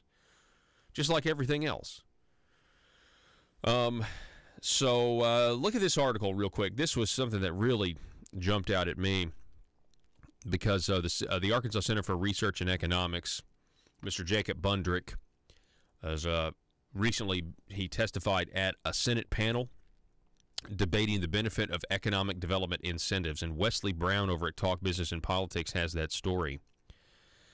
And, of course, you also have Mike Preston. Mike Preston, who is the head of the Arkansas Economic Development Commission, does very well for himself as the head of the guy that gives the money to the Chinese companies. Mike Preston is kind of famous on this program because he once told a Chinese, a Chinese communist chairman of the company that was in Little Rock for the announcement of, that they were going to get all this taxpayer money. Yeah, he looked at him, he called a bunch of senators' names and then looked at the Chinese chairman and said, "These are your representatives, these are your senators now," because they had struck a deal. And it was like, what did he just say? Did a green card, did a citizenship, not a green card, did citizenship come with this deal as well? I mean, it was unbelievable. He said, when you call, these senators are going to answer. It's like, wow, I didn't realize. Talk about giving away our sovereignty. I mean, they literally are. Anyway, he testified, Mike Preston, quote, "If you scrap this program, you really put Arkansas at a huge competitive disadvantage, not just with competitors around the region, but on a global scale," Mike Preston warned the Senate panel chaired by Senator Brian King.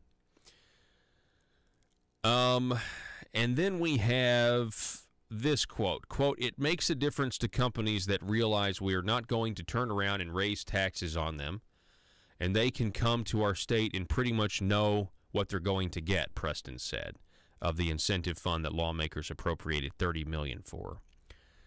Talk Business Politics, though, Brian King said the fund was created in 2007 under Governor Mike Beebe. The state had nearly a $1 billion surplus. Quote, he goes on, quote, "We don't have that now. We are not like the federal government that we can keep looting from future generations," Brian King is reported as saying. And that he's also drafted a constitutional amendment that would prohibit the state from establishing or maintaining an economic development fund. Boy, I think that'd be a great idea. It goes on, King said he was concerned the Hutchinson administration was overspending and not being fiscally responsible, which he said put the state in a tight budget position during the current fiscal session. So that was King's opening remarks, and after that, Preston countered that the Arkansas Economic Development Commission's Quick Action Closing Fund was not material to the governor's $5.6 billion budget. He also warned King against abolishing the program or transferring its funds to the state highway department, adding that it is responsible for more than 20,000 new jobs, wages averaging. So, again, this is Asa's boy here, Mike Preston, and he is saying that the government creates jobs. The government creates jobs. 20,000 new jobs sometime in the next 15 years, right? That's really what it says. Well, Chinese paper company Rui from Shandong province is going to come to Arkansas, and they're going to revitalize, and we're going to give them our taxpayer dollars of existing Arkansas businesses. And at some point in the next 10 to 15 years, they're going to create 11 jobs. And we are so grateful for these 11 jobs. And it works, and this is what true economic development is. Now, Brian King, at this meeting, he had some backup, and it was Jacob Bundrick, who's a policy analyst. He's been on the program several times. He works at the University of Central Arkansas's Center for Research in Economics, otherwise known as ACRE. He told the panel that the governor's Quick Action Closing Fund and other incentive programs and AEDC's, or Arkansas Economic Development Commission's, growing toolbox were largely ineffective. And he's done studies on this. And you got to go look these studies up. You just simply have to, because they completely debunk the status quo of how to spend taxpayer money. It really just shows you that they're throwing your money away at these companies. Listen, quote, "The vast majority of research shows that these incentives are not effective, not just in Arkansas, but in also other states. You are not going to get your bang for the buck." And he cited the recent paper. It's the Mercatus Center at George Mason University in Arlington, Virginia, and they titled it, "Do Business Subsidies Lead to Increased Economic Activity? Evidence from Arkansas's Quick Action Closing Fund." It was a specific study on Arkansas. And the results of our investigation have important policy implications, not just for Arkansas, but also for other states that use similar deal closing funds. The evidence presented in this analysis provides reason to be skeptical of Arkansas's Quick Action Closing Fund as a job creator, at least at the county level. Now, of course, Senator Hendren didn't like this. Talk Business and Politics writes, when Hendren asked Bundrick if Arkansas should be the only state in the region without economic incentives. See, this is what they say. Well, all the other states do it, so we have to. The UCA policy analyst replied his research shows handing out corporate enticements provide no actual clear benefits to the state's broader economy. Quote, "I understand that's not a political reality and that's not going to happen, but I think it would be better if we use our money on more proven policies, perhaps to pay for comprehensive tax reform or improve infrastructure. I think that would be more prudent." Yeah, you know what would be an offset? And this would make Mike Preston's job irrelevant, so he'd quit being able to give voting rights to Chinese communists. I mean, so this would be a good thing. If we would quit spending taxpayer money by giving it to Chinese companies and other companies and instead eliminate Arkansas's corporate tax entirely. You talk about an offset. That actually is an offset if you look at the numbers that are brought in by the corporate tax. Quit wasting our money and then quit coming back to us asking us to pay more taxes and gas tax and internet tax. Back in a minute. This is a fantastic story. We're talking with Congressman Rick Crawford. He is a member of the House Permanent Select Committee on Intelligence, so that's why he has this integral knowledge of what took place in this timeline. And I would just say, the lead up to the release of the initial memo, the first one that was drafted by Congressman Nunes, you had Congressman Adam Schiff saying that the memo is going to reveal sources and methods. The memo's released, it clearly doesn't reveal sources and methods, but then their memo, actually, the one that they craft, does reveal sources and methods. I mean, that's the definition of hypocrisy. Absolutely. They wanted redaction. They wanted the FBI to do redaction separately, and they wanted the president's legal team to do redaction separately so they could compare the two and say, look, see the president, he's trying to obstruct. It was a politically cooked up idea. It was exposed for what it is. It's absolutely a travesty, and it shows that members on that committee under Adam Schiff's leadership have no interest in finding the truth. What they have an interest in is continuing to engage in this protracted investigation where we found no evidence to support their charges. And believe me, we have conducted a thorough investigation. Every time we bring up one of the witnesses that they request, they'll ask for two more, and to the point where it's ridiculous. That they might want to have somebody that handled President Trump's bags in 2016. Wow. Because they might have overheard a conversation or something. I mean, it's that ludicrous. So Congressman Crawford, we're also told that there may be more memos coming from this committee, maybe on the State Department. Is that true? Is that accurate? Do you expect that to happen? I'm not sure.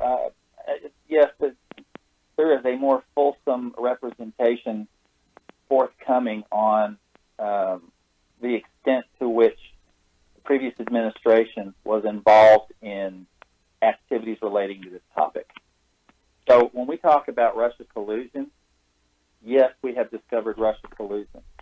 That Russia collusion exists within the Hillary for America campaign, the DNC, and many of her associates. We know, and it's been acknowledged by at least one of the members on the House Intelligence Committee, one of my colleagues on the committee, acknowledged unequivocally that, yes, the DNC and Hillary for America paid for the Trump dossier. And there's now more information about the Trump dossier, how it materialized, who shared it, with whom, and a lot of other details that will become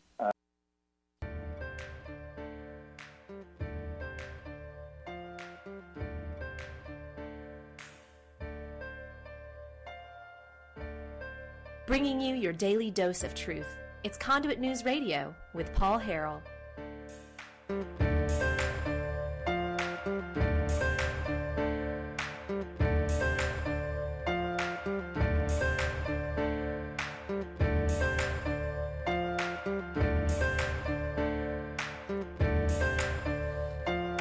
All right, welcome back. Ladies and gentlemen, thanks so much for being with us. So we got a couple of things of audio to get to. This last segment here, because I want to analyze a few things. I guess it was discovered or reported on after Jan Morgan filed for governor. After Jan Morgan filed for governor, she was asked if she would support or endorse Asa Hutchinson, right? If she loses. And Jan Morgan responded, absolutely not. And if you scroll down here, do you have the KATV article pulled up, Joe? Because I want them to see the governor's response. Jan Morgan said, absolutely not. No, I can't, and here's the reason. If Asa was even remotely conservative, I wouldn't be in this race. KATV reached out to Asa Hutchinson's campaign. Hutchinson released this statement, quote, I believe Ronald Reagan would be profoundly disappointed in that viewpoint. President Reagan called for Republicans to unite, and he led by example. When he had a tough fight, he supported the nominee of the party. I will support whomever the nominee for the party will be. So Asa is saying that if he loses, he will support Jan Morgan. Because that's what Reagan would do. Let me just tell you right now, folks, there are two different types of Republicans, and they are, at this point, vastly different than Gerald Ford and Reagan were.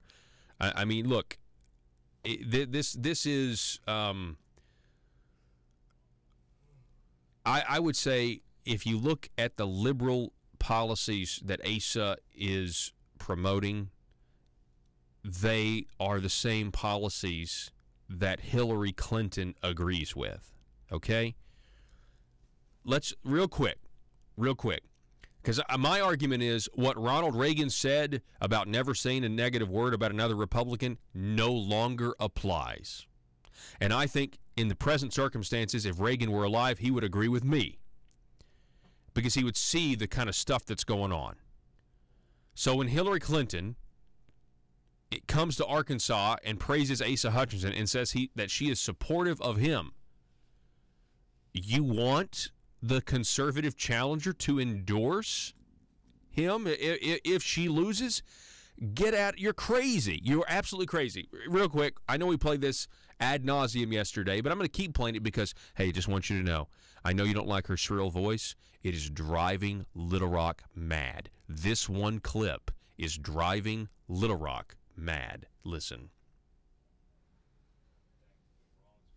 No, sorry. We have. I'm proud of Arkansas. I'm really proud of Arkansas because both Mike Beebe, the prior Democratic governor, now Asa Hutchinson, the current Republican governor, have been among the most creative leaders in the country to figure out how to expand Medicaid in Arkansas, to take care of, more than 100,000 people. 300,000.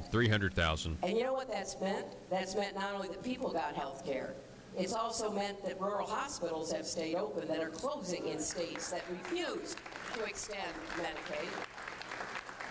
And I know it's a favorite issue on the Republican right, and I know how hard it is to try to do something as important as extending Medicaid, but I'm proud of Arkansas, and I go around bragging on this state because this was bipartisan. The Republican legislature had to approve it, and I am really supportive of what Governor Hutchinson is trying to do to make sure it stays here in Arkansas and take care of people and provide health care. Again, that's Hillary Clinton, February 2016. By the way, if you go back even further, and we're going to get this for you probably later in the week, but if you go back further to September of 2015, she was in Arkansas again, and she said the same thing and praised Arkansas Republicans for implementing Barack Obama's signature domestic achievement. And again, they're fighting tooth and nail to figure out, and they're going to be voting on the funding. And listen, you guys are going to vote to fund something Hillary Clinton agrees with. And the only reason, if every household in Arkansas heard that clip and knew how you guys were voting in correlation to it, you guys would vote the other way. You guys would vote to defund and end. If every person in Arkansas heard Hillary Clinton say those words and praising Asa Hutchinson, virtually, the majority of the state, the vast majority of the state would say, Asa, you must end this program. Period. End of sentence. And that's the truth. That's why the truth matters. If you get that truth to every household in Arkansas, the vast majority of Arkansas is going to vote accordingly, and they're going to say Asa Hutchinson's not a conservative, and he's led us in the wrong direction. Now, if Asa Hutchinson wants to talk about Ronald Reagan and listening to Ronald Reagan, that's fine. But if you want to listen to him on one, and again, I would say Reagan would have changed his mind by now. That's my argument. But you know what? Reagan's mind Reagan would still agree with what he said in this radio address long before he was president. about socialism and about health care. And Governor Asa Hutchinson will ignore this, just like Jim Hendren has ignored it, just like Charlie Collins has ignored it. You guys ignore some great wisdom here. Listen. Back in 1927, an American socialist, Norman Thomas, 6 times candidate for president on the Socialist Party ticket, said the American people would never vote for socialism. But he said under the name of liberalism, the American people will adopt every fragment of the socialist program. There are many ways in which our government has invaded the precincts of private citizens, the method of earning a living. Our government is in business to the extent of owning more than 19,000 businesses covering 47 different lines of activity. This amounts to a fifth of the total industrial capacity of the United States. But at the moment, I'd like to talk about another way, because this threat is with us and at the moment is more imminent. One of the traditional methods of imposing statism or socialism on a people has been by way of medicine. It's very easy to disguise a medical program as a humanitarian project. Most people are a little reluctant to oppose anything that suggests medical care for people who possibly can't afford it. Now, the American people, if you put it to them about socialized medicine and gave them a chance to choose, would unhesitatingly vote against it. We had an example of this under the Truman administration. It was proposed that we have a compulsory health insurance program for all people in the United States, and of course the American people unhesitatingly rejected this. So, with the American people on record as not wanting socialized medicine, Congressman Farrand introduced the Farrand Bill. This was the idea that all people of Social Security age should be brought under a program of compulsory health insurance. Now, this would not only be our senior citizens, this would be the dependents and those who are disabled. This would be young people if they are dependents of someone eligible for Social Security. Now, Congressman Farrand brought the program out on that idea of just for that particular group of people. But Congressman Farrand was subscribing to this foot-in-the-door philosophy, because he said, if we can only break through and get our foot inside the door, then we can expand the program after that. Walter Reuther said, it's no secret that the United Automobile Workers is officially on record as backing a program of national health insurance. And by national health insurance, he meant socialized medicine for every American. Well, let's see what the socialists themselves had to say about it. They say, once the Farrand Bill is passed, this nation will be provided with a mechanism for socialized medicine capable of indefinite expansion in every direction until it includes the entire population. Well, we can't say we haven't been warned. Now, Congressman Farrand is no longer a congressman of the United States government. He has been replaced, not in his particular assignment, but in his backing of such a bill, by Congressman King of California. All right. It is so presented in the idea that of great is a great deal of wisdom there from Ronald Reagan. I believe it was that in the 60s. That was in the 60s he gave that radio address. And see, the Republicans in Arkansas, the establishment Republicans, have rejected that wisdom. Now think about the terminology, or think about the visual, rather. The get the foot in the door. Get the foot in the door. What does that mean in the context of what comes after you getting the foot in the door? If you get that foot in the door, what comes after? I'll tell you what comes after. A robbery, a burglary, forced entry, violence, in terms of somebody trying to get in your apartment or get in your house. Let's get that foot in the door, and then you charge. You charge, and you take over. And that's exactly what has happened in Arkansas. They are charging forward. They are funding lobbyists, okay? They are making these PBMs and these pharmacy benefit manager contracts with Blue Cross Blue Shield using your taxpayer dollars. They are rigging the system. They are doing everything they can to enrich a small few while making your health care worse, while making your insurance, the relationship that you have with your insurance company worse, harder to maintain, and yet they are getting filthy rich. Somebody needs to paint a picture here. Somebody needs to paint a face of what the face of the problem. and it is government, and it is insurance companies. And Arkansas is the only state in the union that has messed it up for the people as much as we have. And we did it by allowing Republicans to partner with big business at the people's expense. And we're the only ones who did it this way. And everybody gets gets their beak wet, if you will. Everybody gets a taste.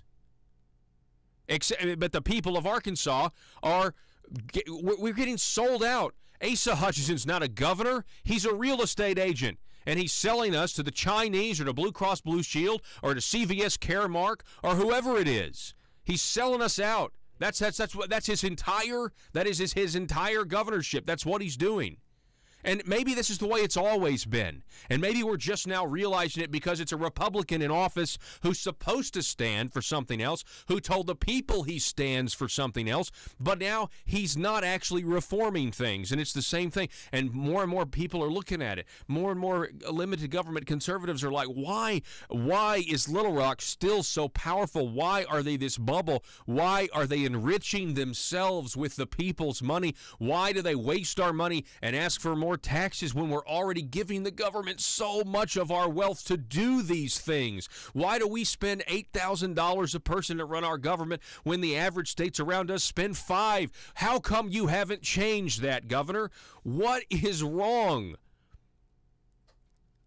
And you quote Reagan. You go on CBS, you face the nation to try to look conservative just because you've got a primary opponent. Now the people of Arkansas see through you. They see through you. They know you don't really want to debate Jan Morgan. They know. They know you're pouring all these resources into Breann Davis's campaign. They know this is all just perception. The reality is there is a legitimate base of conservatives across Arkansas that have said enough, that the Republican Party is not God. And just because you claim to be a Republican does not mean you get our automatic approval, sir. And you don't want the reality to be, win or lose. If Breann Davis wins, there's still a legitimate opposition. If Bob Bailey wins, then everybody will know, the governor's chosen candidate didn't win.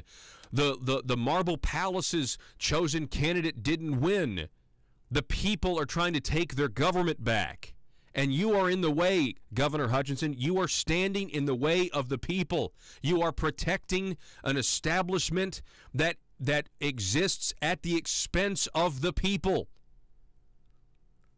And it is very frustrating. I wish I didn't know what I know. But I know it. Trying to tell people about it. You can't run from that. You would reject Reagan's warning on socialism. You have accepted it. You have accepted, well, we just have to accept the new charter, the new direction D.C. has given us to take care of this population. No, you don't. And you certainly don't have to keep doing it when it's costing way more money than if you just would put them in traditional Medicaid, which was Brian King's idea. Can you run? Can the Republican Party of Arkansas, which has been divided because of Asa Hutchinson's lack of leadership, can the Republican Party of Arkansas understand or reconcile Hillary Clinton, again, praising our Republican governor, Asa Hutchinson, for his Arkansas Works program? Listen again. I'm proud of Arkansas. I'm really proud of Arkansas because both Mike Beebe, the prior Democratic governor, now Asa Hutchinson, the current Republican governor, have been among the most creative leaders in the country to figure out how to expand Medicaid in Arkansas, to take care of more than 100,000 people last time I checked.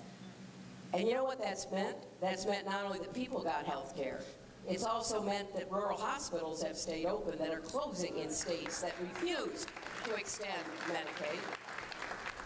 And I know it's a favorite issue on the Republican right, and I know how hard it is to try to do something as important as extending Medicaid, but I'm proud of Arkansas, and I go around bragging on this state because this was bipartisan.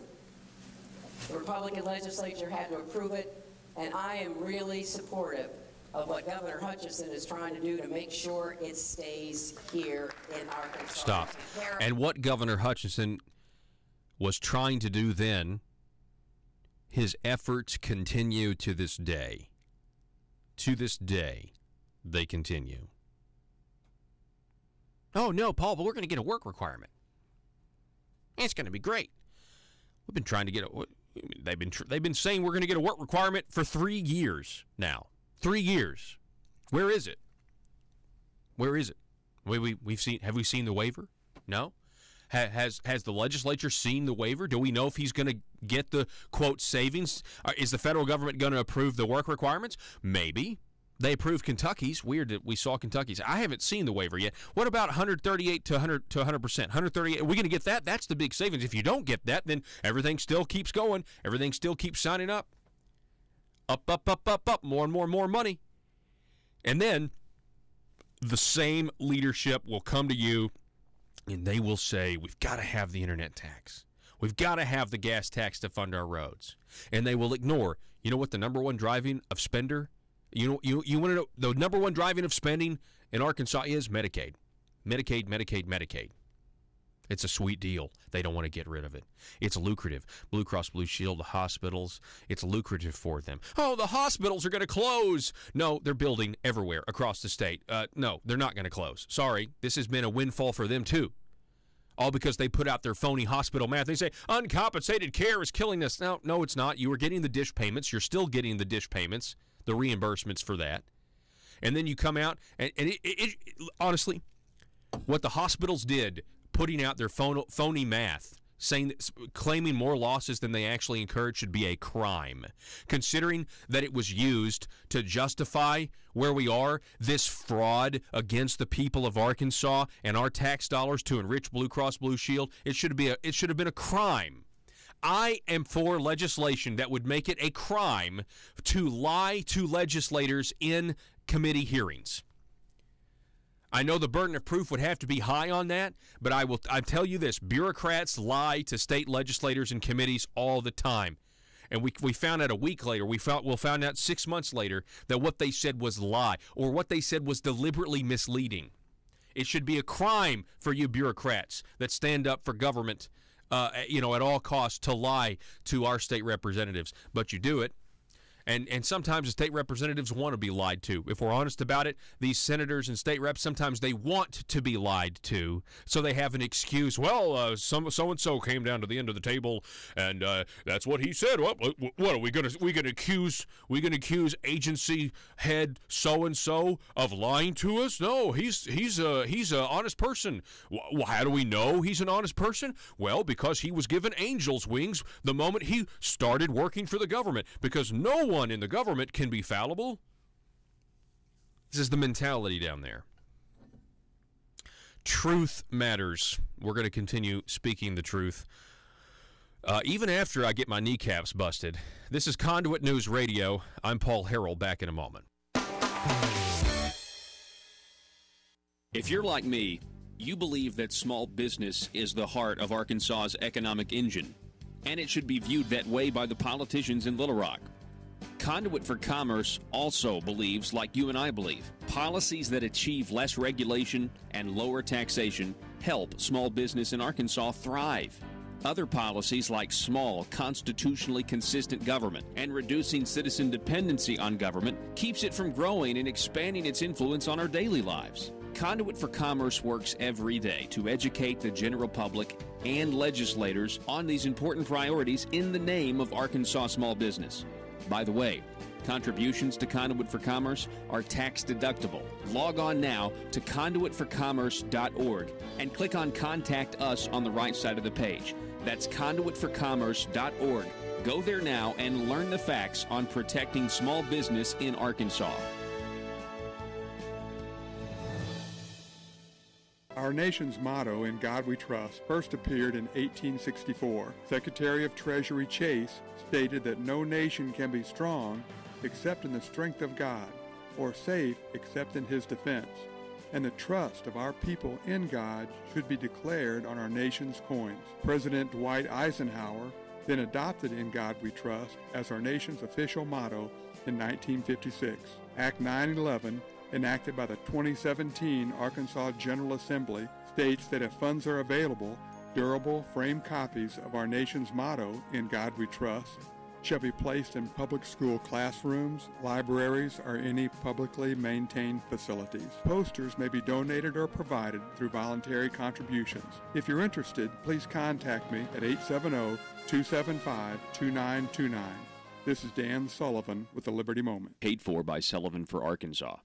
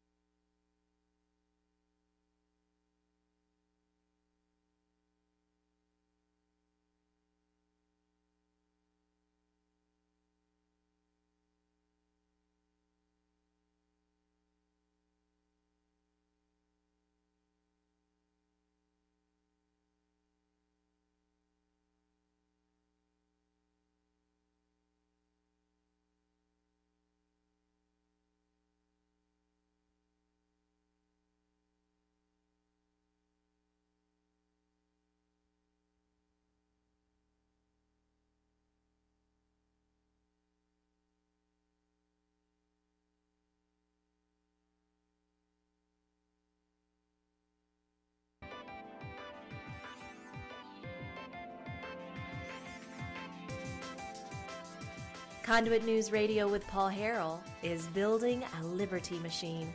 Find out more at conduitnews.com.